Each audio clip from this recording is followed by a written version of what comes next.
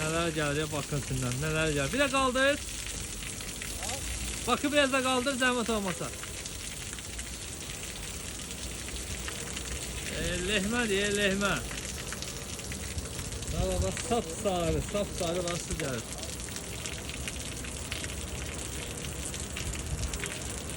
Bakın içindən çıxalan su var. Bu da bakın içindən gələn su. Bak, qaç-qarar ya. Bak. Ayım, üstündə sıralı, sağ olun. Bak, vaxtına yuvmayanda, təmizlənməyəndə, bax, içindən var belə şeylər çıxır. Əslində biz bərfasına gəlmişdik. Dedim buna çəkim. İnşallah indi bərf eləyib çəkərik, göstərərik.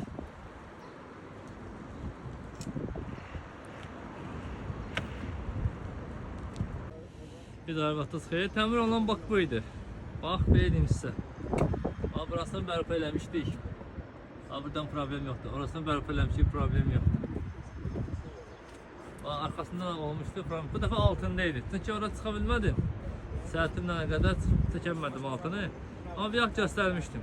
İçindən çıxan suları, lilli sudur, palçıqlı sudur. Kimə bax lazım olsa bax firmadan, birbaşa depodan.